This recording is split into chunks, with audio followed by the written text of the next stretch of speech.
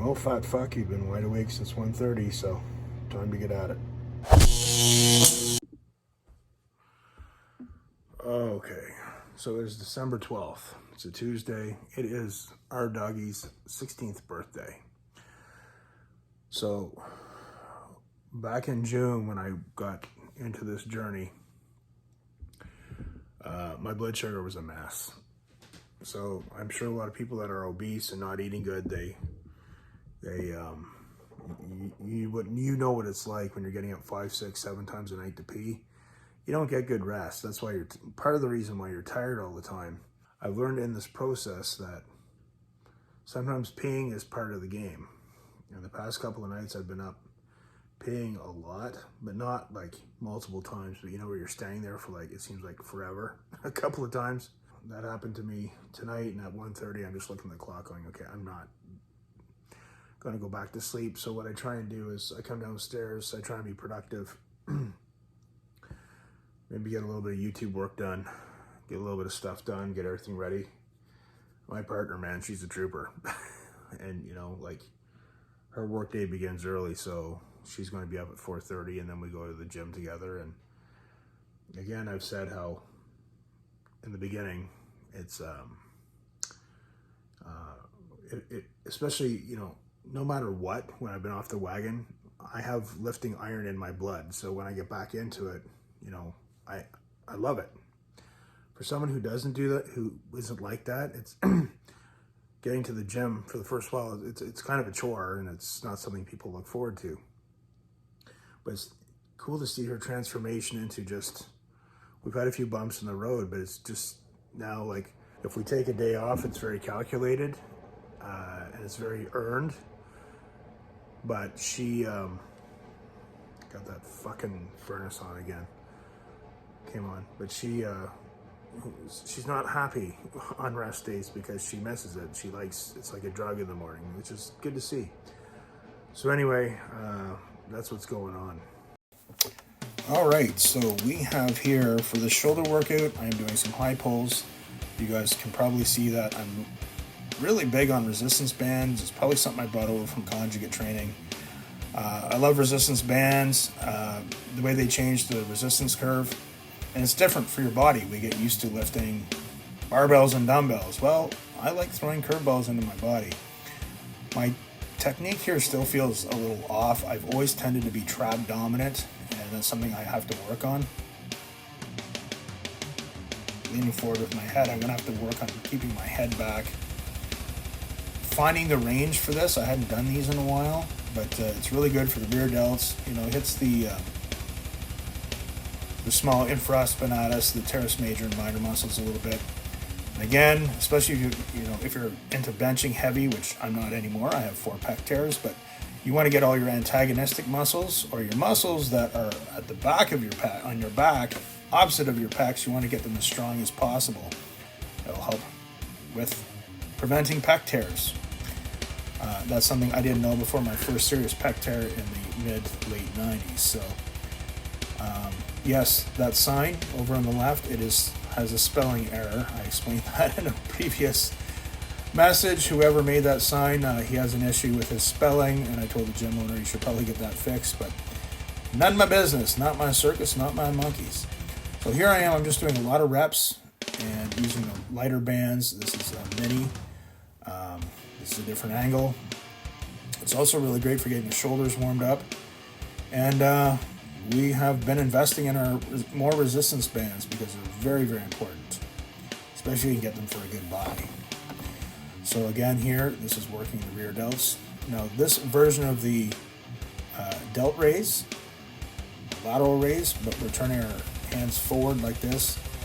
This again targets more of the rear delts. I want to keep my rear delts really, really strong. I have to be very protective of my pecs because of my deficiencies with my pec tears. So, again, I do these for higher reps, 20, 30 reps, and get a really good burn. And then if I can hit 30 pretty easy, then I will increase the dumbbell weight. You can see here the burn is setting in. So again, where we work out, it's a little community gym, but it works good for us.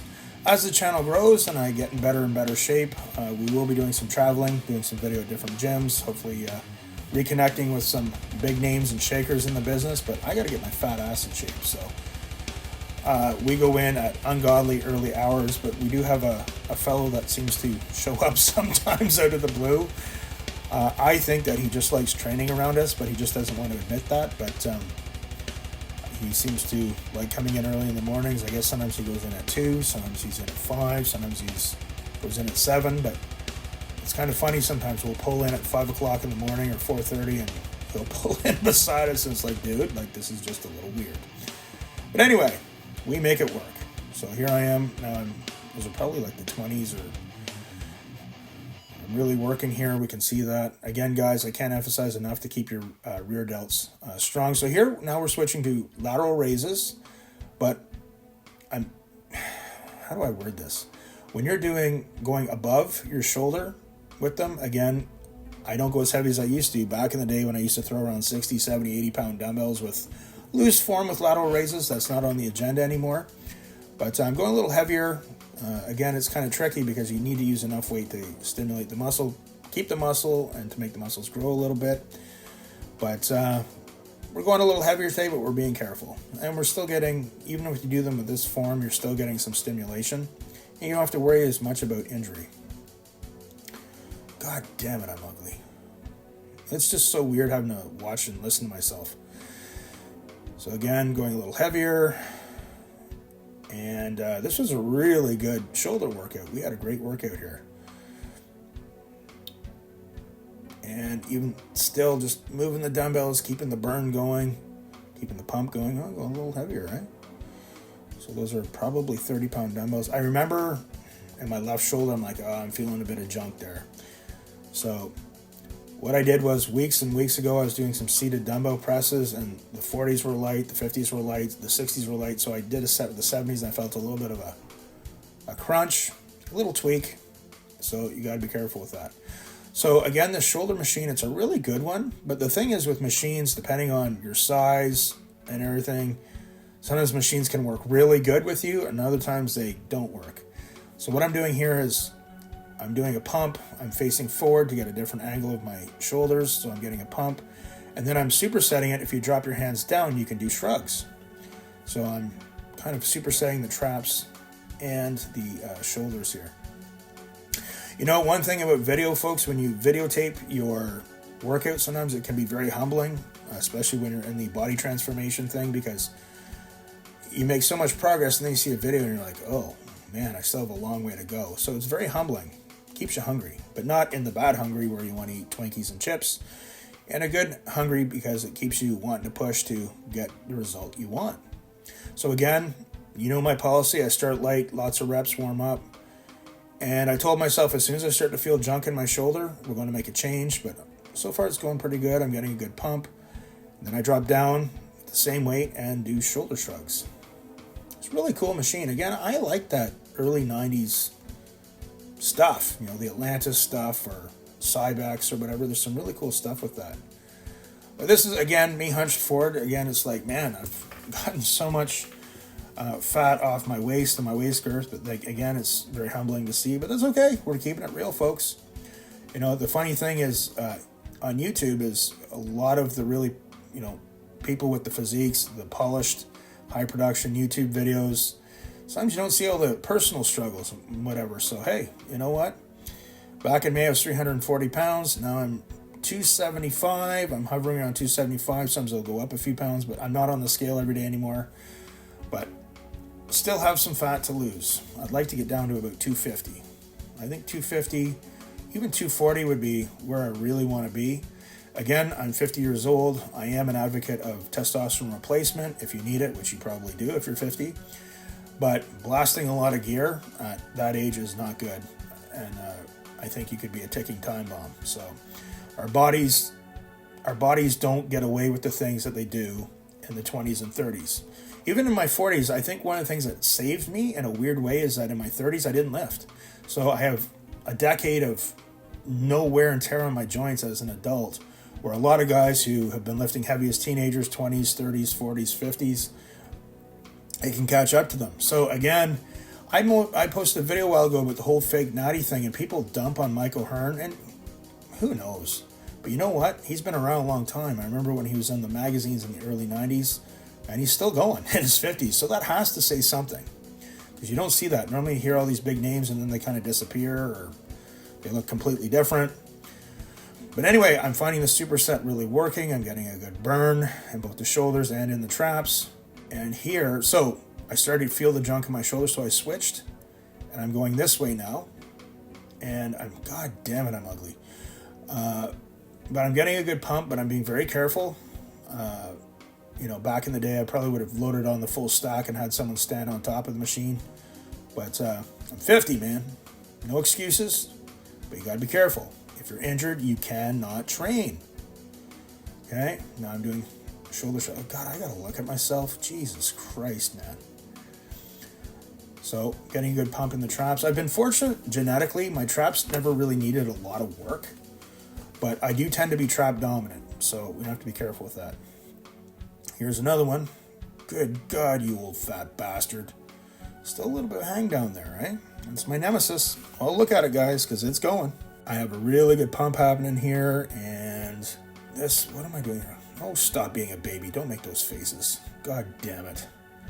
Shrugging again, so I'm probably going a little heavier here. I do a static hold at the end where I load up the full stack, and I do a shrug and hold the shrug. I don't know if it's after this set, but we got to be getting to that. Our man over here who comes in when we're working out, he's just banging out 115 on the bench press. Well, he can probably bench more than me with my pec tears, but anyway. So here, is it here? No. So this is another superset. I'm just adding 10 pounds to the stack each time. Leaning forward, trying to hit the traps a little bit differently. Questionable form there. But it's so humbling to watch video. Now I changed my grip again. This is more tricep. Still hitting the shoulders, front delts. God damn it, I gotta work on those faces I make. I gotta keep a poker face or something. That's annoying. Okay. And maybe is it here? No, I'm supersetting. Okay, I'm doing supersetting. Looks like my clavicles are slightly off. I'll probably have to get adjusted. Stop with the faces, you baby. And okay, now here. No, I'm doing another set. I'm banging that out. Okay, let's see what's going on here. Banging that out, banging that out. And then here is, I think it's here I do the static hold. Okay, this is very unflattering. You can really see the hang down happening. Yeah, I'm doing a hold here for the shrug, activating the traps for my last set.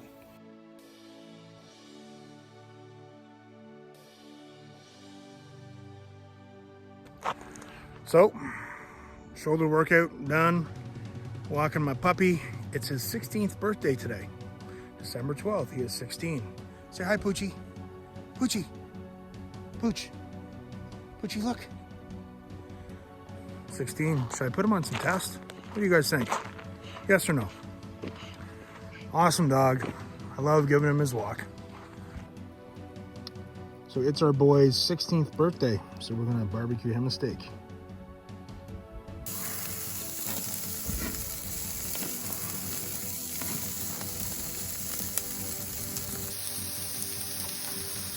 Our boy, 16. Some of the other juices deep into it there. Nothing but the best for our boy. This is for our boy, 16. We love him so very much. Are you giving him all? Is he having a full steak? Yeah. You think that'll be okay? I'm not sure. He's up all night. We'll start with half, if you don't mind.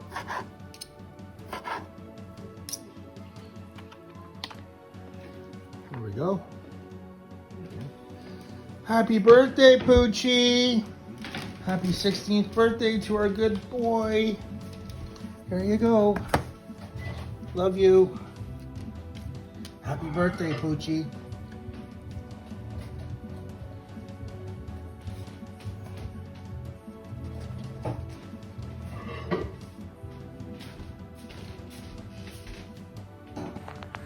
So I was wide awake at 1:30 and man, my stomach was growling. But it's a good hunger. You know, there's emotional hunger, there's anabolic hunger. My body was just hungry, but so this is of course hours later. Did my workout at the gym, walked my dog, now I'm doing my walk. And it's growling, but you know what? There's still some fat down there, so chew away, motherfucker. That's just how it is, man. You want to fucking stay in my body, you're not going to like it. I keep saying that, it's like fucking true. Stomach's still growling. It's still cold out. See this big field? I'm going to do fucking laps around it. Just because my stomach decided to fucking growl and piss me off. Okay.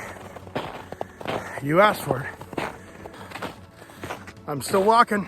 If it keeps growling, I'm going to keep walking. Life ain't over at 50, folks. I got Guns N' Roses playing Appetite for Destruction. Brings me back to 87. I was in grade 9. What were you guys doing? Forward we shall march. This is my therapy. Friends, Brian here from Middle Age Mind and Muscle. And today I want to talk to you guys about something a lot of people don't know, especially a lot of overweight people. It's called the estrogen trap. If you are a man and you're overweight, your hormones are going to start becoming a frickin' mess. So one of the things a lot of people don't realize is as we put on fat, we have an enzyme. It's called aromatase. It's in our fat. You know what its job is? It takes your testosterone and turns it into estrogen. So the fatter the man gets, the more his estrogen goes up, and it's just a mess. It is an absolute frickin' mess. So for a lot of men who are really, really heavy, especially you see middle-aged men, they're starting to really get the pot belly and a lot of fat on their chest. Sometimes I can see a couple walk together, middle-aged couple walk together and say, man, the woman's got more testosterone in her body than the man does. So this obviously complicates the weight loss, fat loss issue. But as you start losing fat, it's going to help with this vicious cycle that a lot of men get caught in. So for me, I noticed today, every week, my body's been changing. When I was obese, I had a lot of estrogenic fat around my chest. And on the front, it's really shrunk. It's really come in. But on the side, I still have some. Still a little bit jiggly. It's annoying. So what am I going to do? And now again, folks, this is my channel disclaimer. I am not a doctor. When you want to change your lifestyle, get into exercise, taking supplements, doing workout routines, you must always consult your local physician first. So for me, one of the things that is quite good and beneficial is something called DIM. DIM is an indole. It is naturally found in cruciferous vegetables. It has the ability to help flush your body of estrogen, lower your estrogen levels. But you'd have to eat a lot of broccoli and cauliflower for that to happen. So you can get it in concentrated form in pills. That's great. It's expensive. But you also need something called calcium D-glucarate with it to attach itself to the estrogen molecule and help pull it out of your body. So when you're losing a lot of fat, this is my own personal opinion, you want all the cycling estrogen in your body. You want to help flush that out of your body. So for me, I think it's time to run a good cycle of DIM with calcium D-glucarate. Again, consult your doctor before doing anything. This is a vicious cycle that a lot of people don't know about. The higher your body fat, the higher your estrogen levels are going to be. And it's going to be hard. It's going to be tough. This whole thing is a lifestyle change, my friends. But when you start making changes, eating less estrogenic promoting food and more testosterone promoting food, basically what I'm doing with my diet, and you get active and you start doing resistance training, you are going to have, as the fat starts coming off, it's going to help with this issue. But it is a lifestyle change. And when you've damaged your body by teaching it how to become obese and store adipose tissue, you better be in this for the long haul. If you're in it for just a 3-month fix and you're going to go back to your old ways, yeah. So that is the estrogen trap that a lot of people don't understand. I've been in it myself. More videos to come on that. But again, for me right now, I'm noticing the estrogenic fat on my chest is really coming down. But there's still some on the side, a little bit jiggly. You know, it's funny, every week to week, your body's changing. I've noticed now the fat on the sides of my body, I've really come up. They've really been breaking down, but now it's like all hanging at the front with a bit of loose skin. You're like, oh, God damn it, son of a bitch. But I think it's time to run a good cycle of DIM with some calcium D-glucarate to help flush the excess estrogen out. Only my personal feelings, but that is going to be the next phase that I'm going to do. So for my weight, I don't go by the scale so much, but I've been down to about 275. So I had a 3-phase plan. I was 340 pounds back in June 1st. First phase was get the hell out of the 300s. I've noticed every year as I've gotten older, it gets more difficult. It really felt like it took 4 or 5 months for my body to really come back online and be working as a machine. When I was a teenager, I could take a year off the gym. In 2 weeks, back at the gym, you start to feel like your body was waking up again.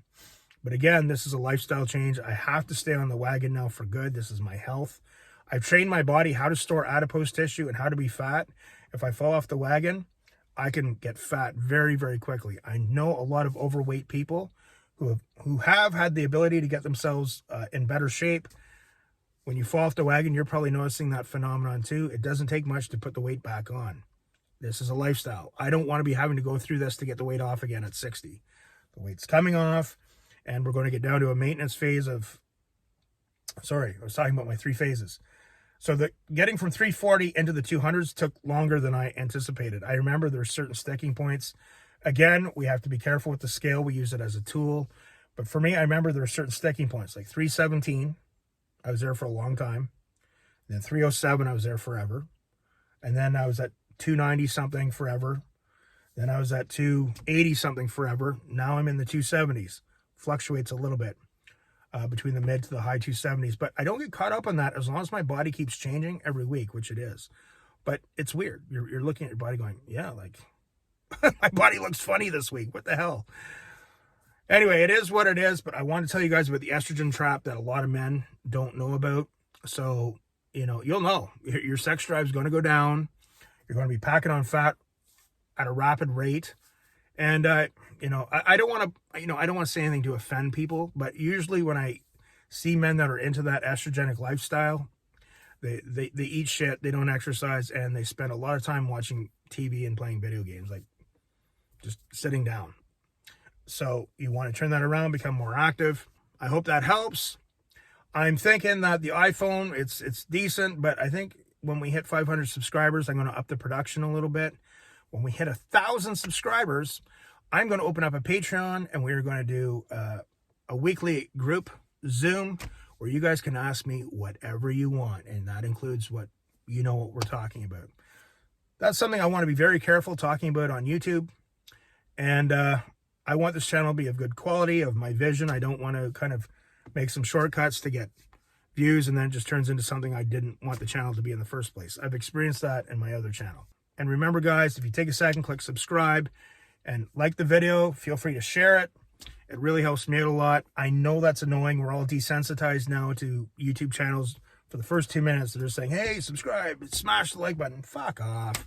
I hate that. It bugs me. But for a new channel, it does mean a lot. Let's hit 500 subscribers. I'll up the production. Let's hit 1,000, and we will start that Patreon, and you guys will be able to ask me any questions you want. You know what I mean. This is my therapy.